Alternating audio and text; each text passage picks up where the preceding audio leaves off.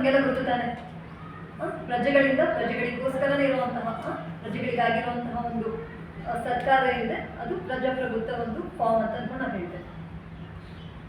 ನಮ್ಮ ಒಂದು ಇಂತಹ ಒಂದು ಪ್ರಜಾಪ್ರಭುತ್ವ ದೇಶದಲ್ಲಿ ಮಾತ್ರ ಮತದಾರರಿಗೆ ಒಂದು ಒಂದು ಪ್ರಾಮುಖ್ಯತೆಯನ್ನು ನೀಡಲಾಗುತ್ತೆ. ಯಾಕಂದ್ರೆ ವಿಶ್ವದಾದ್ಯಂತ ನಾವು ನೋಡ್ತೇವೆ, ಬೇರೆ ಬೇರೆ ದೇಶಗಳಲ್ಲಿ ಬೇರೆ ಬೇರೆ ಫಾರ್ಮ್ಸ್ ಆಫ್ ಗವರ್ಮೆಂಟ್ಗಳಿದೆ. ಕೆಲವೊಂದು ಕಡೆ ಇಲ್ಲಿ ಸೌದಿ ಅರೇಬಿಯಲ್ಲಿ ಮತ್ತೆ ಯುನೈಟೆಡ್ ಕಿಂಗ್ಡಮ್ಸ್ ಅಲ್ಲೆಲ್ಲ ಇನ್ನು ಕಿಂಗ್ಶಿಪ್ ಮೊನಾರ್ಕಿ ಅಂತ ಹೇಳ್ತಾರೆ. ಅಂದರೆ ಈಗ ಅವ್ನು ಕಿಂಗ್ ಅಥವಾ ಕ್ವೀನ್ ಏನಿದ್ದಾರೆ ಅವ್ರು ಎಲಿಜಿಬಲ್ ಇರಲಿ ಇಲ್ಲದೆ ಇರಲಿ, ಆದರೆ ಹೈರಾರ್ಕಿ ಅವ್ರ ಮಕ್ಕಳು ಮೊಮ್ಮಕ್ಕಳು ಇದೇ ಥರ ಕಂಟಿನ್ಯೂಷನ್ ಆಗ್ತಾ ಹೋಗುತ್ತೆ. ಅವ್ರಿಗೆ ಎಲಿಜಿಬಿಲಿಟಿ ಇರಲಿ ಇಲ್ಲದೆ ಒಂದು ದೇಶವನ್ನು ನಡೆಸುವಂಥ ಒಂದು ಕೆಪಾಸಿಟಿ ಇರಲಿ ಇಲ್ಲದೆ ಇದ್ರೂ ಕೂಡ ಅವ್ರು ಕಂಟಿನ್ಯೂಷನ್ ಮಾಡ್ಕೊಂಡು ಹೋಗ್ತಾ ಇರ್ತಾರೆ. ಇನ್ನು ಕೆಲವೊಂದು ದೇಶಗಳಲ್ಲಿ ನೋಡ್ತೀವಿ ಡಿಕ್ಟೇಟರ್ಶಿಪ್, ಅಂದರೆ ಅವ್ರೊಬ್ಬರೇ ಸಾರ್ವಭೌಮ ಅನೇಕ 20 ವರ್ಷದಿಂದ 30 ವರ್ಷದಿಂದ ಒಬ್ಬನು ಅಥವಾ ಒಂದು ಸ್ವಲ್ಪ ಜನ ಸೇರ್ಕೊಂಡ್ಬಿಟ್ಟು ಕಮ್ಯುನಿಸ್ಟ್ ಕಂಟ್ರಿ ಅಂತ ಹೇಳ್ತೇವೆ. ಅಲ್ಲಿ ಏನು ಅಂತಂದರೆ, ಈಗ ನಾವು ನಮ್ಮ ಭಾರತದಲ್ಲಿ ನೋಡ್ತಿದ್ದೇವೆ, ಅನೇಕ ಒಂದು ಪಕ್ಷಗಳು ಬರ್ತಾ ಇರುತ್ತೆ. ಒಂದು ಎಲೆಕ್ಷನ್ ಬಂದಾಗ ಒಬ್ರು ಗೆಲ್ತಾರೆ, ಇನ್ನೊಂದು ಎಲೆಕ್ಷನ್ ಒಬ್ರು ಸೋಲ್ತಾ ಇರ್ತಾರೆ. ಆದರೆ ಅಂತಹ ಒಂದು ಡಿಕ್ಟೇಟರ್ಶಿಪ್ಪಲ್ಲಿ ಏನು ಅಂತಂದರೆ ಸಾರ್ವಭೌಮ ಅವನು ಏನು ಹೇಳ್ತಾನೆ ಕಾನೂನು ಅದೇ ಆಗುತ್ತೆ. ಅದರಲ್ಲಿ ನಮ್ಮಂತಹ ಒಂದು ಪ್ರಜೆಗಳಿಗೆ ಯಾವುದೇ ಹೆಚ್ಚಿನದಾದಂತಹ ಒಂದು ಸ್ವಾತಂತ್ರ್ಯ ಇರೋದಿಲ್ಲ. ಹಾಗೆಯೇ ಈಗ ಸೋಷಿಯಾಲಜಿಲಿ ಹೇಳ್ತಾರೆ, ಯಾವಾಗಲೂ ಕೂಡ ಒಂದು ಕಾಲೇಜ್ ಲೀಡರೇ ಆಗಲಿ ಅಥವಾ ಒಂದು ಕಾಲೇಜ್ ಪ್ರಿನ್ಸಿಪಲ್ ಆಗಲಿ ಸ್ವಲ್ಪ ಚೇಂಜಸ್ ಇರಬೇಕು ಯಾವಾಗಲೂ ಅಂತ. ಒಂದೇ ಲೀಡರು ಸದಾಕಾಲಕ್ಕೆ ಅವನೇ ಇದ್ದಾನೆ ಅಂತಂದ್ರೆ ಏನಾಗುತ್ತೆ, ಅಲ್ಲಿ ಒಂದು ದೇಶದ ಒಂದು ಅಭಿವೃದ್ಧಿ ಏನಿದೆ ಅದು ಕುಂಠಿತ ಆಗುವಂತಹ ಒಂದು ಸಾಧ್ಯತೆ ಇರುತ್ತೆ. ಯಾವಾಗ ಚೇಂಜಸ್ ಇರುತ್ತೆ, ಅದೇ ರೀತಿಯಾಗಿ ಲೀಡರ್ ಆಫ್ ಅಪೋಸಿಷನ್ ಅಂತಲೂ ಕೂಡ ಇರುತ್ತೆ.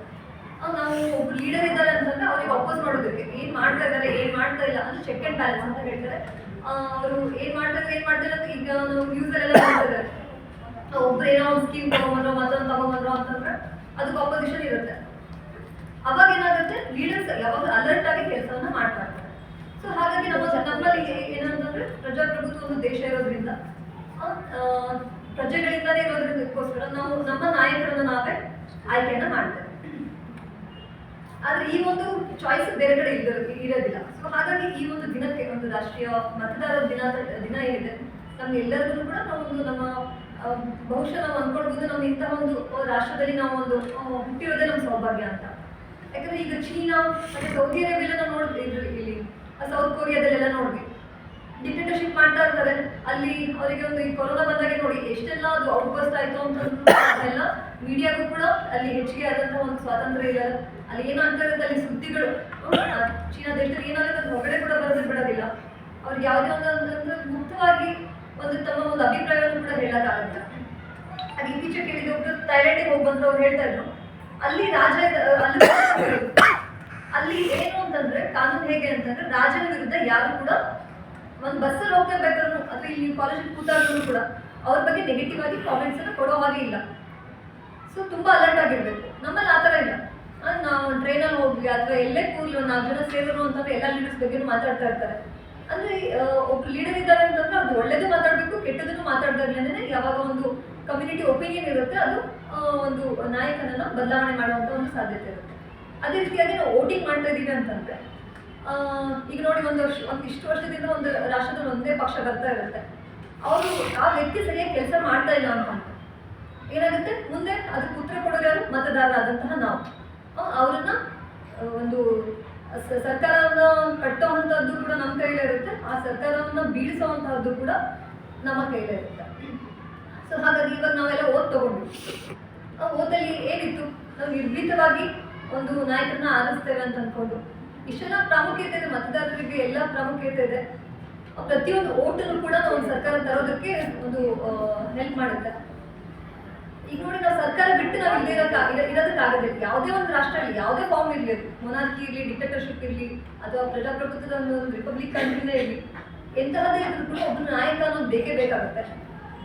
ಯಾಕಂದ್ರೆ ಸೋಷಿಯಾಲಜಿಲಿ ಹೇಳ್ತಾರೆ, ನಾಯಕ ಅಂದ್ರೆ ಈಗ ಒಂದು ಮನುಷ್ಯನ ನ್ಯಾಚುರಲ್ ಪ್ರವೃತ್ತಿ ಹೇಗೆ ಅಂತಂದ್ರೆ, ಸ್ವಲ್ಪ ದಿವಸ ಒಬ್ಬ ನಾಯಕ ಇಲ್ಲ ಅಂತಂದ್ರೆ ಅವ್ರು ಹೇಗೆ ಅಂದ್ರೆ ಹೊಡೆದಾಡ್ಕೊಂಡ್ಬಿಟ್ಟು ಅವರೇ ಗಲಾಟೆ ಮಾಡ್ಕೊಂಡು ಅದು ಯಾವಾಗ್ಲೂ ಅದೇ ಪ್ರವೃತ್ತಿಯಲ್ಲಿ ಅವ್ರು ಇರ್ತಾರೆ, ಹೊಡೆದಾಡ್ಕೊಂಡು ಸಾಯ್ತಾರೆ. ಅಥವಾ ಅದನ್ನೆಲ್ಲ ಕಂಟ್ರೋಲ್ ಮಾಡೋದಕ್ಕೋಸ್ಕರ ಈಗ ಇಲ್ಲಿ ಒಂದು ದಾಂಡೇಲಿನ ಉದಾಹರಣೆ ತಗೊಂಡಿದ್ದು, ಅದು ಬೇಡ, ಇಲ್ಲಿ ಒಂದು ಕಾಲೇಜಲ್ಲೇ ಒಬ್ರು ಯಾರು ಕೇಳೋದಕ್ಕೆ ಟೀಚರ್ಸ್ ಇಲ್ಲ, ಪ್ರಿನ್ಸಿಪಲ್ ಇಲ್ಲ, ಯಾರು ಅಂತಂದ್ರೆ ಹೇಗಿರುತ್ತೆ, ಎಲ್ಲ ನೀವು ಅಷ್ಟು ಸ್ಟೂಡೆಂಟ್ಸ್ ಇದ್ದೀರ ಅಂದ್ರೆ ಗಲಾಟೆ ಆಗುತ್ತೆ.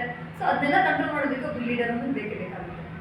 ಹಾಗೆಯೇ ಅದಕ್ಕೋಸ್ಕರ ಒಂದು ಫಾರ್ಮ್ ಇರುತ್ತೆ. ಆ ಫಾರ್ಮ್ ತಗೊಂಡು ಬಂದಾಗ ಈಗ ಅವರು ಈಗ ನಮ್ಮ ಭಾರತದಲ್ಲಿ ನಾವು ನೋಡ್ತೇವೆ ಒಂದು ಟ್ರಾನ್ಸ್ಪೋರ್ಟೇಷನ್ ಇರಲಿ, ಪ್ರತಿಯೊಂದರಲ್ಲೂ ಒಂದು ಸರ್ಕಾರದ ಒಂದು ಹಸ್ತಕ್ಷೇಪ ಇದ್ದೇ ಇರುತ್ತೆ. ನಾವು ಒಂದು ಉಡೋ ಬಟ್ಟೆಯಿಂದಲೂ ಕೂಡ ಸೇರಿಸಿ, ನಾವು ತಿನ್ನೋ ಒಂದು ಉಪ್ಪಿಂದ ಹಿಡಿದ್ಬಿಟ್ಟು ನಾವು ಸರ್ಕಾರಕ್ಕೆ ಟ್ಯಾಕ್ಸನ್ನು ಪಾವತಿ ಮಾಡ್ತಾ ಇರ್ತೇವೆ. ಸೊ ಹಾಗಾಗಿ ಸರ್ಕಾರದಿಂದ ನಾವು ಬೇರೆ ಆಗಿರೋದಕ್ಕೆ ಸಾಧ್ಯನೇ ಇಲ್ಲ. ಹಾಗಾಗಿ ನಾವು ಸರ್ಕಾರವನ್ನು ಎಂತ ತರ್ತೀವಿ, ಟ್ಯಾಕ್ಸ್ ಹೇಗೆ ಬೇಕಾದ್ರೆ ಹಾಕ್ತಾ ಇರೋವಂಥ ಸರ್ಕಾರ ಬೇಕು. ಅದು ಪ್ರತಿಯೊಂದರಲ್ಲೂ ಕೂಡ ಹೆಲ್ತ್ ಕೇರ್, ಕೆಲವೊಂದ್ರಲ್ಲಿ ನಾವು ಈಗ ಹೆಲ್ತ್ ಕೇರ್ ನಾವು ಗೌರ್ಮೆಂಟಿಂದ ಫೆಸಿಲಿಟೀಸ್ಗಳನ್ನ ನೋಡ್ತಿದ್ದೇವೆ. ಟ್ರಾನ್ಸ್ಪೋರ್ಟೇಷನ್ನು, ಬಸ್ ಫೆಸಿಲಿಟೀಸ್ಗಳು, ಎಜುಕೇಷನ್ನು ಕೂಡ. ಸೊ ಯಾರು ಲೀಡರ್ ನಾವು ಚಾಯ್ಸ್ ಮಾಡೋದು ನಮ್ಮ ಕೈಯಲ್ಲಿದ್ರೂ ಕೂಡ ಎಂತಹ ಒಂದು ಲೀಡರನ್ನು ನಾವು ತರ್ತೇವೆ ಅನ್ನೋದು ಕೂಡ ನಾವು ಅದನ್ನು ಯೋಚನೆ ಮಾಡಬೇಕು. ಲೀಡರ್ ಯಾವಾಗಲೂ ಹೇಗಿರಬೇಕು ಅಂತಂದರೆ ತನ್ನ ಕಷ್ಟದಲ್ಲಿ ಏನು ಪ್ರಜೆಗಳ ಒಂದು ಕಷ್ಟದಲ್ಲಿ ತನ್ನ ಕಷ್ಟ ಅಂತ ಅಂದ್ಕೊಳ್ಬೇಕು. ಕೆಲವು ಲೀಡರ್ಸ್ ಬರ್ತಾರೆ, ನಾವು ಈಗ ಅನೇಕ ಪೊಲಿಟಿಷಿಯನ್ಸ್ಗಳನ್ನು ನೋಡ್ತೇವೆ. ಎಜುಕೇಟೆಡ್ ಇದೆಲ್ಲ ಸುಮಾರು ನಾವು ಮೆಜಾರಿಟಿ ನಾವು ಹೆಚ್ಚಿನ ಪರ್ಸೆಂಟೇಜಲ್ಲಿ ನಾವು ನೋಡ್ತೀವಿ ಅಂತಂದರೆ ಎಜುಕೇಷನ್ ಕೂಡ ಕಡಿಮೆ ಇರುತ್ತೆ. ಅವ್ರಿಗೆ ಎಷ್ಟೊಂದು ಕ್ರಿಮಿನಲ್ ಕೇಸಸ್ಗಳ ಕೂಡ ಇರುತ್ತೆ. ಆದರೆ ಒಂದು ಯಾವುದೋ ಒಂದು ಅವರ ಒಂದು ಶಕ್ತಿಯಿಂದನೋ ಇನ್ನೊಂದು ಮತ್ತೊಂದು ಒಂದು ಇದರಿಂದ ಅವ್ರು ಎಲೆಕ್ಟ್ ಆಗಿ ಬರ್ತಾ ಇರ್ತಾರೆ.